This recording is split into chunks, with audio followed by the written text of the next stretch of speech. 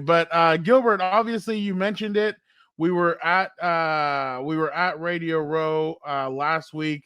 A lot of fun, a lot of hard work. Like you said, we put in heavy hours. And definitely we got to meet some amazing people. We had some people that came back on the show and talked to us, and we're really excited to meet us. And who can forget the bromance between Jamal Hill, UFC light heavyweight champion of the world, and Dan and Dago. If you guys have not seen that, go to YouTube, go to Dan and Dago's Instagram. The video is all over the place, but it is the funniest video that you'll see out there. Just the bromance between Gilbert. I still die of laughter thinking about that. Yeah, when I'm wrong, I'll admit to it. And there's times where I gave Dan Dago, crap for his hat or his peanut butter pretzels or his chocolate covered raisins, but he knows how to draw an attention. He knows how to please people. I don't know if Dan Dago's ever worked in hospitality or hotels or whatever, but he knows how to make people happy. Like 5-star reviews. And Jamal Hill, UFC light heavyweight champion of the world. Him and Dan Dago need to start a Of the podcast. world. Yeah, and he loved your intro too. But I would definitely subscribe to a podcast between Jamal Hill and Dan and Dago. And almost the biggest trade in UFC history happened before our eyes. Dan and Dago's cowboy hat for a UFC championship belt. But that's how what kind of savage GM Dan Dago is. And a company man, he said the belt or you wear a Compas on the Beat T-shirt for your. Oh, here we go. For your next ring walk to promote the brand. And that one would have really made me happy. He almost got it, but no trade, just a handshake saying we support each other. I know, but oh my god, like Dan and Dago, and it was quick in his head too. He's like, "Hey, how about this? You wear that to the ring," and obviously Jamal Hill's like, "I don't know about that." I mean, so it was just funny. That was a great interview, and then obviously, Gilbert, I don't know how to take this, but Tony Khan wasn't too pleased with you. I think he had a different view of you, and he sits down. You tell him, "I love MJF, Maxwell, Jacob, Friedman, the AEW champion," and he's like, "Gilbert, I had and you tell him you liked him, and his face, man, you could literally do a gif of his face, and it's hilarious. He just looked disgusted with you, Gilbert." Yeah, it was the opposite of what Dan and Jamal had. This is more like I thought we were friends, me and Tony Khan, because honestly, Tony Khan's a busy guy. He does a lot of interviews, but as soon as he came to our table on Super Bowl Radio Row, he's like, "Oh, Compas on the beat, Fernando and Gilbert." He knew our names. Like that was pretty cool. Yeah. Unless he did his homework right before, but he remembered us. I think it was pretty genuine. And then we were just hitting it off. He's like, "Hey, you gotta check out the shows. We're on the West Coast," and it's so crazy to think, Fernando, Yep. because when he was on our table last year, AEW hadn't come out to the West Coast besides like a Vegas show, right? It wasn't California or LA or San Francisco. And now there's a bunch. And he's like, "Yeah, look, I told you guys it's gonna be one of the biggest things." And then the funny thing, I kind of like, I messed up when I said, "Hey, when I went to the forum to watch MJF drop that epic pipe bomb, that's when I was hooked on AEW." And I think that hurt Tony Khan that I hadn't been hooked before that. And then to follow up with a praise on MJF. And at some point, I'm like, why am I still talking? I kept talking about MJF and the faces of Tony Khan. It did not steer me away because that's how much I enjoy watching MJF put in the work. So obviously, so I think the power rankings for Tony Khan are now Fernando, Dan and Dago, and then Gilberto. His Compass power rankings because of that. But no, Tony Khan was awesome. I liked him. Gilbert, it was just fun interviews all around. And then obviously, we had the pleasure of talking to a lot. There was a lot of Chargers there, Gilbert, former Chargers, Yeah. current Chargers. Chargers reporter Hayley Elwood was there. So definitely we had to get, she was our first interview of the of Radio Row. We had to get her on, and it's like because I mean Haley's around the team, but she knows the game. She understands the game. We talked to her about Kellen Moore, about the season that Justin Herbert had, about the hate that Justin got throughout the season. So I mean, what was your biggest takeaway from I mean, we talked to Hayley, Austin Ekeler, Yeah. and Yeah. Otito Ogbonnia. Which one? What's the takeaway that you got from either one of those three? Yeah, well, it's like narrow it down. I'll start with Haley, and real quick, we saw Derwin James out there, and he was playing reporter. Oh He yeah, was interviewing a lot of players yeah. out at Radio Row. I'm like, who is this guy? I thought Jalen Ramsey was more kind of the outgoing guy, but Derwin James was coming out of the shell, interviewing people for Interrupted, right? Is that what it was? Yeah, Uninterrupted? yeah, I yeah. forget. And by the way, I gave him crap because in one of those he kind of messed up. I was like, Derwin, that's not the way I taught you how to be a journalist. And he starts laughing. He turns around and he goes, Nando. He's like, what's up, man? And I was like, hey, he's like, oh, now you're checking out my reporting skills. I'm like, hey, I thought He's I like, you're taught you a little everywhere. something. He's like, but then he turns over to like the uninterrupted people and he's like, he did actually teach me my skills. And I was like, yeah, right. I was like, that's like saying that you've taught me how to play football out on the field. I couldn't do what you do. And he starts laughing. But yeah, no, it was good to see Derwin out there as well. But good, continue. Sorry. Yeah. No, there was definitely plenty of Charger stories from Radio Row. And I'll start with Haley because one, shout out to her because that was our first interview. So we were trying to get things together. And she was patient enough to deal with our technical difficulties.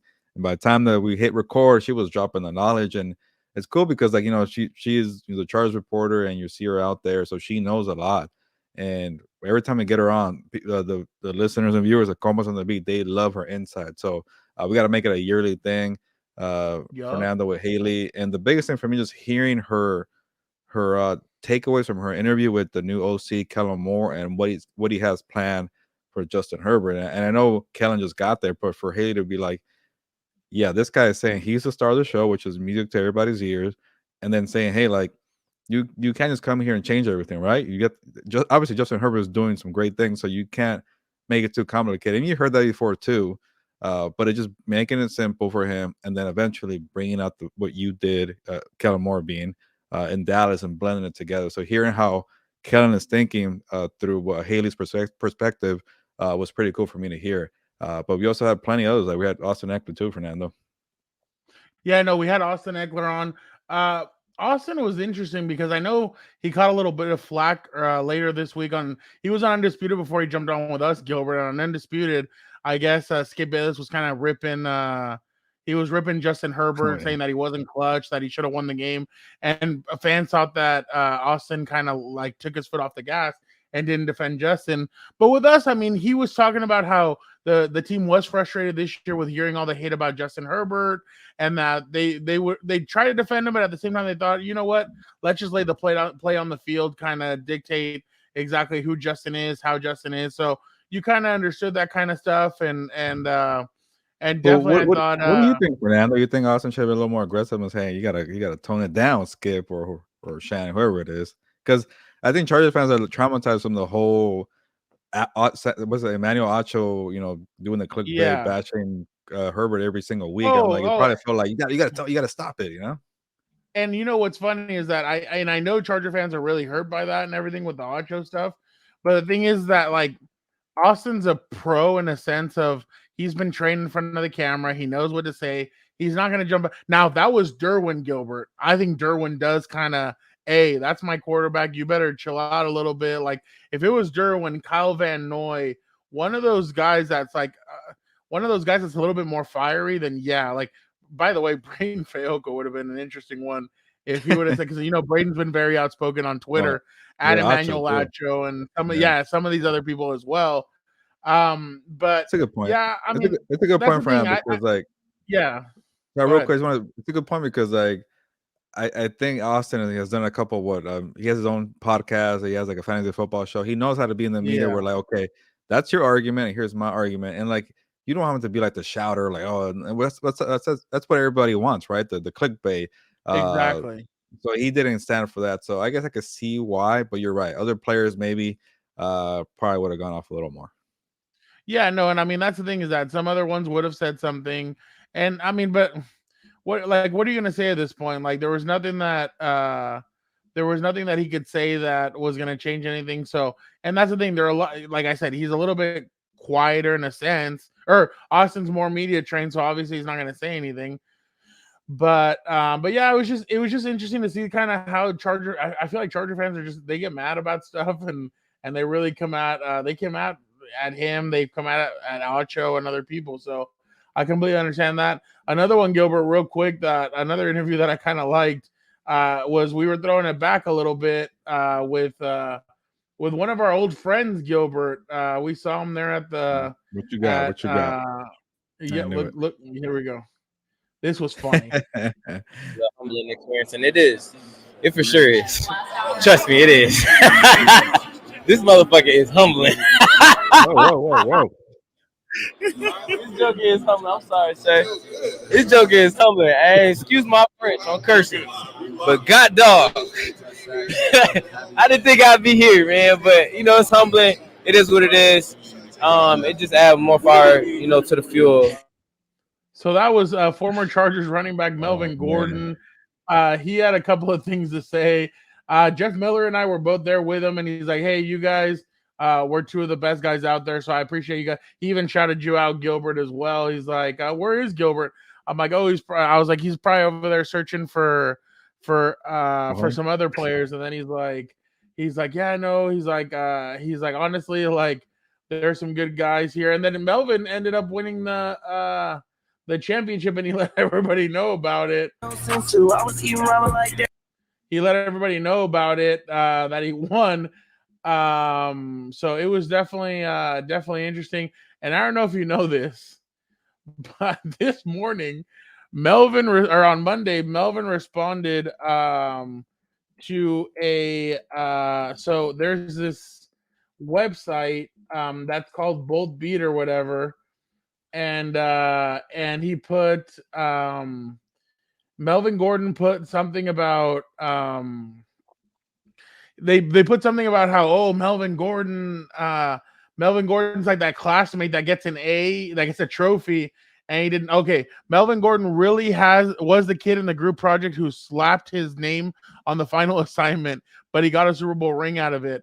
And Melvin Gordon ends up like tweeting the post here, and he put a picture of him with the trophy. So it was pretty funny to see Melvin respond. So there's a tweet. It was funny to see Melvin kind of respond to that. But that's just who Melvin is. That's kind of how he is. So it definitely was pretty funny to see Melvin do that. Hey, I'm with Melvin too, because you can't tell me like if you're in a group project and you didn't do anything, you got an A, you're gonna be thrilled, happy. Let's Okay, get it. let's put an end to that. I don't care. And then like I was talking to you about this round, like this guy, like I get like it's a humbling experience, but I'm like you've experienced both. Like you were the star running back on a team that was one of the faces of the franchise for what 4 to 5 years, Yep, and yep, then you yep. come out with the Super Bowl title. That's a pretty nice career to me. I get the whole blunder with the holdout. He still made nice money. There's a lot of what he could, what if, or what you could have done better, but don't live in regrets. Enjoy the Super Bowl. So, shout out to Melvin because I always respected Melvin Gordon for talking to the media. Always. He always spoke honestly. I remember in Tennessee when he fumbled 3 times or whatever the heck it was. He spoke to every reporter individually. I'm never gonna forget that. Standing up and facing the music, and he's an honest guy. Like that's what you want, right? As a reporter, you want honest comments for you. And real quick, Fernando, I thought it was cool that he remembered you. You remember Jeff Miller. Yeah. At one point, I saw you interviewing him, and I was gonna go over it, but I'm not gonna crash your interview. So I'm glad. I'm disappointed I missed it, but I'm glad that bomb your interview because it Yeah. was a great interview and good soundbite. And for him to give you that energy, that shows he remembers you, he trusts you, and you guys were having fun with it. Yeah, hopefully we can get him on. I talked to him about it, and he was like, "Yeah, I'd love to jump on with you guys." So that was pretty cool. But yeah, no, it's definitely cool to see him. We also talked to Linval. Go check out all these interviews. Yeah. It's on Compas on the Beat. It's on What's Up Bolts. We talked to Linval Joseph, Kaiser White, Shane Steichen. Shane Steichen is supposedly about to be named the head coach of the Indianapolis Colts. So that's gonna be interesting to see pretty soon. That's going to be pretty cool. We'll be in Indy in a couple of weeks, so hopefully we'll see our compa out there for the combine. So that'll be pretty cool. But yeah, go guys. Honestly, go check out all these interviews. These interviews are honestly great. They were a lot of fun. We did get a lot of good stuff, Chargers wise. So definitely some really good stuff. So don't forget to go check them out. Gilbert, is it time to go on to the next thing? Now, one more thing because you promoted the channel here. Because I also love the engagement and the views from Compas and the LAB.